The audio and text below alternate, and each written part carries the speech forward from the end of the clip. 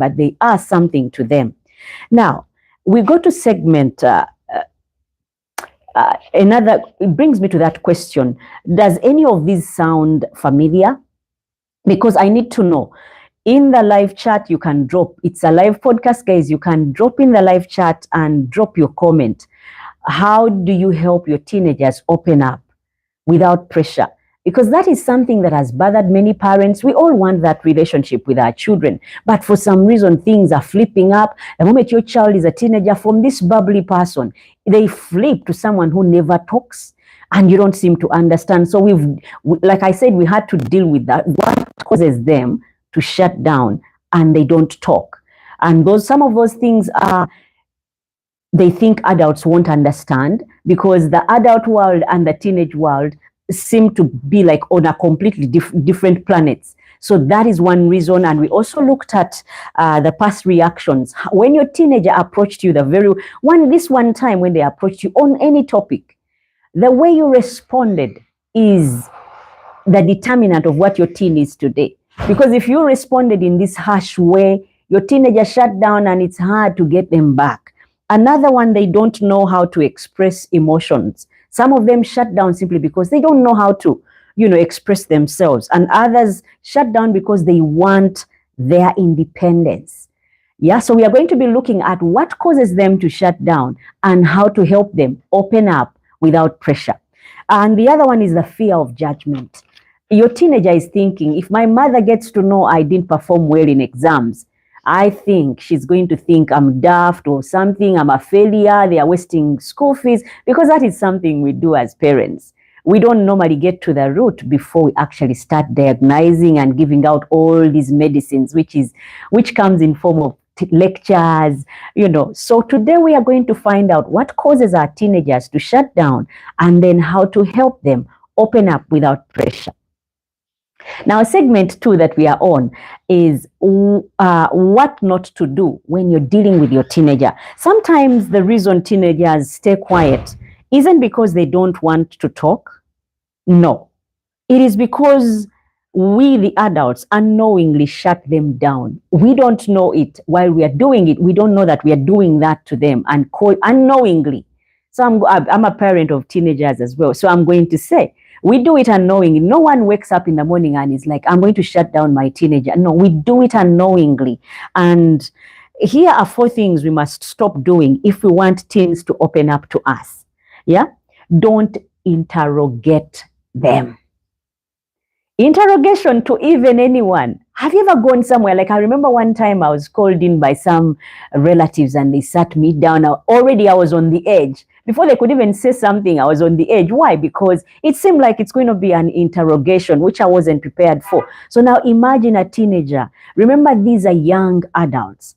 They are young adults trying to find a balance of life.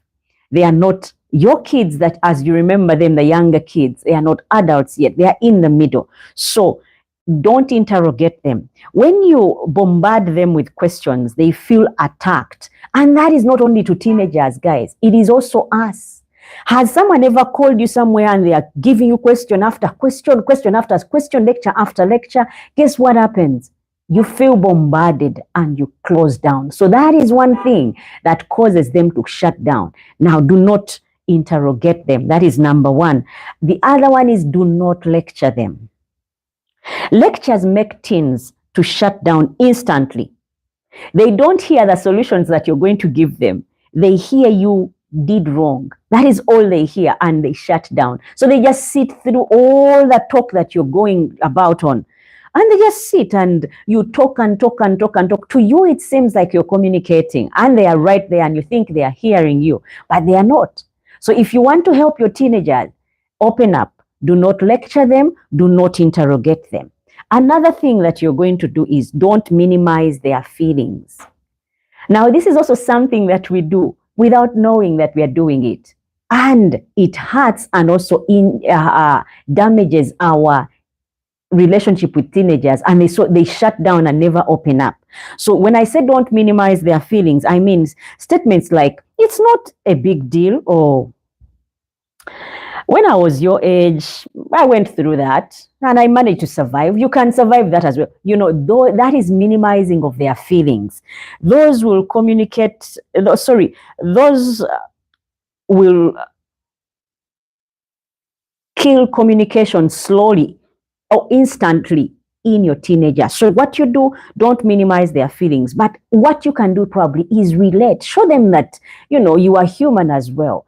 And it bothers them. I like the way people in the Western world handle things. Guys, they have a tendency of asking their kids. And these are kids who are about 3, 4. And how did that make you feel?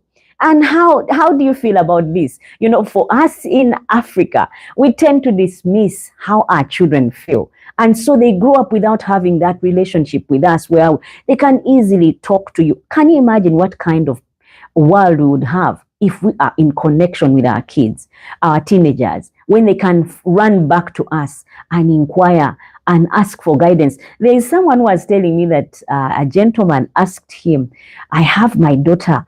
She was bubbly at 2 years, but now she's 3. She's shut down and has seemingly started to stammer. Now that guy needs to check that kid out really well, because if by 2.5 she was talking and bold and expressive, now she looks for corners and sits there and is already, something is going on either at home or the neighborhood or at school if she's going to school. So we need to be observant and also mindful of these small changes, because trust me, they are molding your teenager into a person that she is going to be, either a distant person from you, and you wonder, my daughter was okay while she was in her 10s, 9s, you know, but now in her teenage age, she's not talking, and it gets worse because then she's creating her own world where you're out. And if she's going to get any advice, it will be from the wrong people. And you don't want that. So guys, we have to fight this and fight it together. Don't minimize their feelings. Don't react too fast is another thing that can help us. If your face changes when you're talking to your teenager, that is already something that is shaking them off. And if they were going to tell you more, that is when they stop. So we need to be aware of that. So your face shouldn't change, your tone shouldn't shift, because if our tones also shift, they get to pick on that. If you panic, if a teen was telling you a story, they will not finish that story, and so that will be the end of it for you. That is all that you get to know. So how do you get to hear all these things your teenager has to say, but still, be there for them? So now that we know what not to do, let's talk about what actually works in our segment 3. What works and helps us be able to build a good platform for our teenagers to open up. Ways to help teenagers open up without pressure are the ones we are going to talk about now. Guys, it's a live podcast. Feel free to drop in a comment section and I'll read your comment. And together we can learn how to parent our teenagers. One of those things is creating a safe atmosphere. This is one thing that is going to help us help our teenagers to open up without pressure. You create a safe atmosphere. Teens talk in safe spaces, not in strict spaces. We need to remember that one. That means no judgment. When she's telling or he is telling you about something, you don't be quick to judge. You need to be neutral. As much as you want to lash out and say something or give an opinion, you need to be neutral. Don't judge. Don't shout. Even when they are telling you one thing that is turning all your innards upside down, don't shout. Don't judge. And no interrupting. This is how we get to understand them. When they are trying to express something to you, don't interrupt, because once you do, then you don't get to hear the other information that is they had to say, simply because when they were still talking, you interrupted, probably with judgment or probably with shouting, and that's already a shut door that you can't open, because they saw by the very intro of what they were going to tell you how you responded, and so they shut down. Another one, no preaching. I'm telling you this. These things have also happened with me, guys. There are times they are telling me things, and before they finish, I feel like I need to give an opinion there somewhere.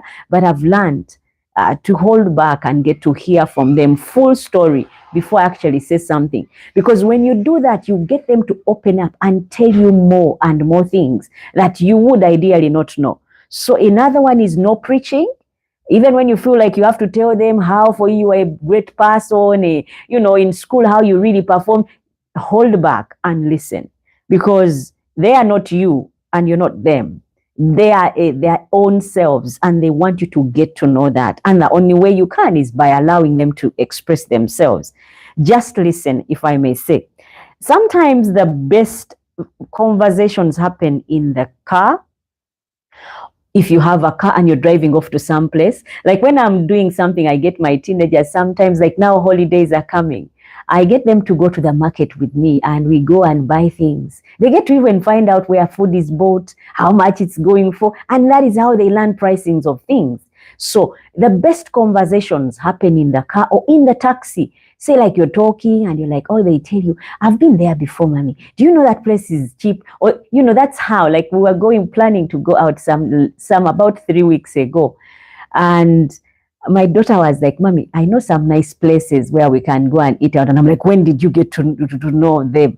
And she's like, well, remember that day daddy gave me money to go out with my friend, and you allowed us to go for the movies. We went asking, for us, we went to that mall, we were asking everywhere, how much is the food here? Because you had not given us a lot of money. So we were bargaining everywhere.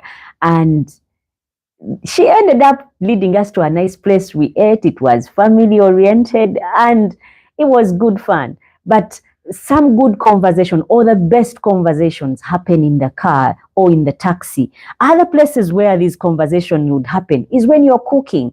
Guys, we have teenagers and they are going to be in holiday. I know we are busy parents. It's an era where parents are both working. Mom is working, dad is working, and teenagers are left to just watch TV and on their phones because they've got a help at home who is doing all the work. The best time to have these conversations with your teenagers, to get them to open up, is baking or cooking. You can be, you're going to prepare matoke and green bananas. Those of you who don't know what matoke is, green bananas, and you get them to peel with you. And as you're peeling, you're like, where have you ever seen someone do this? Or what do you know about what I'm doing right now? Before you know it, you're getting them to open up. Not necessarily that all the time you're talking with your teenager, it's with the serious things. I know we can't help but get to dig deep in their lives, but we can really start from a place. When you're cooking, while walking, you can just tell your teenager, let us go for a walk to the shop and buy salt. You can never have enough salt, guys. So even when you have salt, you can say, let us go buy salt. And you walk to the nearest shop somewhere. And as you're walking, because teenagers don't like closed or strict spaces, they will open up when they are in safe spaces, which is free. Yeah. So they'll open up as you're walking around. You can get them to tell you about their school and about their friends, while walking. And you buy your salt and come home and keep it somewhere. Next time you go walking and you buy match boxes, any of those things you can use anytime. So you just buy and keep on buying. And you can't have enough of match boxes or enough of salt. I'm not giving examples of things that you can do that are cheap, not necessarily expensive, but can get you there. And you have your teenager opening up. Because there is no pressure or direct eye contact, your teenager will open up. Remember, you're walking, remember, you're cooking, you're baking, you're washing clothes, just the two of you.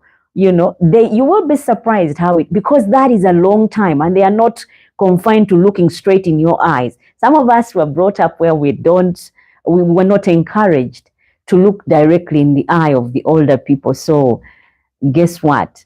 We shy even when it's not necessary. But people in other Western world, guess what they do? They are groomed to look and keep eye contact. They are not shy doing that. But us, oh my goodness, ask some of these guys who are interested in trying to woo ladies. They even dig with their toes the ground, they eat grass, because that is how shy we are brought up to be.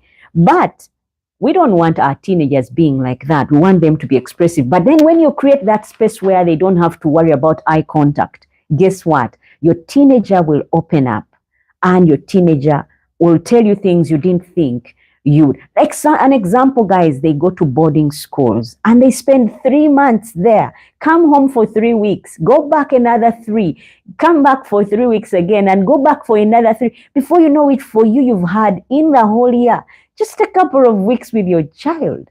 And so you grow distant, and they learn to open up and be different people in a different space where it is at school. No one is judging, no one knows. And they can even take on different personalities when they're at school.